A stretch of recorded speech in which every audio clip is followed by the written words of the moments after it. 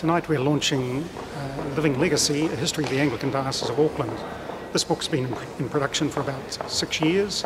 It is the first time that the history of the Auckland Diocese has been written, and this means that it's the last of the dioceses that were formed in the 19th century to have its history written. There have been 10 authors involved in the production of this book, and I've had the task of editing. It's been both a challenge and a privilege bringing this book together, but I think we've produced a book of which we can be proud. It has lots of very interesting illustrations and photographs. It tells the story of people, it tells the story of buildings. It's a very rich story, and we hope that people will enjoy dipping into it and reading it and gaining some understanding of the story of the Anglican people in the Diocese of Auckland. Good evening, everyone, and a very warm welcome to you all to this historic evening, this historic celebration for our diocese, as we recognise the gathering and publishing of our diocesan history. Bishop Ross, Bishop Cathedral, Archdeacon Amanaki, we are glad to gather tonight as a Three Tikanga Church, as we recognise our history together on the journey. Bishops, Dean Yarn of Waikato, representatives of other churches and special guests, welcome to you as we recognise all those who are part of our story. Alan and all the authors, the committee and publishers and your families gathered here tonight, we welcome you, we celebrate with you, and we are deeply grateful for your work on our behalf. And to you all, welcome as we gather as the family of God in this our Cathedral Church to recognise our story. As the history says, these buildings symbolise our past, our present, and our future together. Welcome to you all.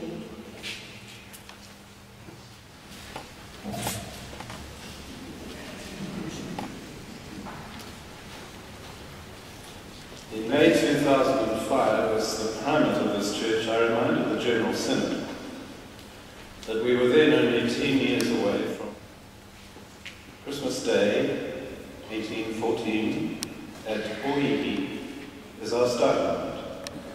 And that sacred spot is of course located in the north of the Diocese of Auckland, as well as being a sacred spot for the Hui Pomorangi, or Te Tai Tokara.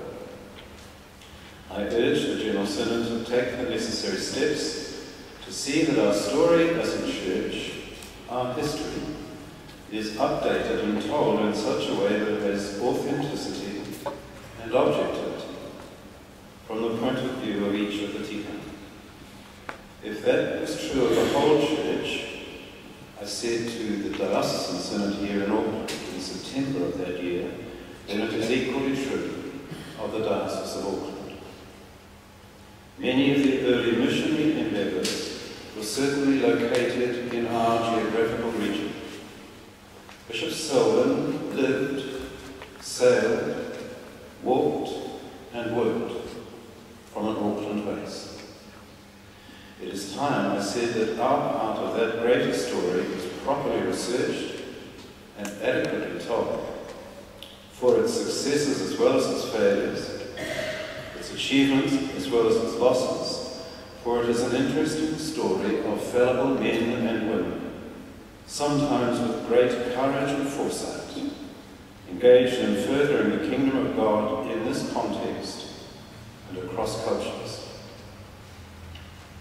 And then to quote from my foreword in the book: to serve as the Bishop of Auckland is to bear a coat of arms with Bishop Selwyn's stars and to walk in the footsteps of many distinguished predecessors. To read this history of the Diocese of Auckland is to encounter many of the stars, many of the stories, many of the personalities, many of the places that have become so familiar during my years in the diocese. It is also to discover a number of the lesser-known facets of the story of New Zealand's oldest and perhaps most complex Diocese. Since 1814, many strenuous efforts to provide ministry and mission in the name of the Anglican Church in this part of our nation have been made.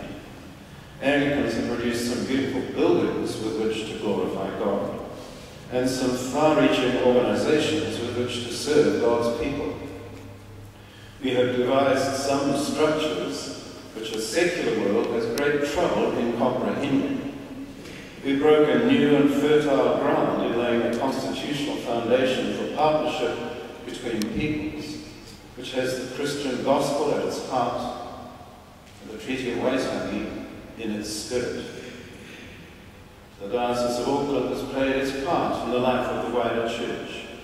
But the Diocese, this in particular is what I want to say, the Diocese can be grateful to Dr. Alan Davidson for bringing together the work of a diverse group of scholars whose contributions endeavour to record our history and to tell our stories so that greater understanding of our task, of our achievements, and of our failures can be reached.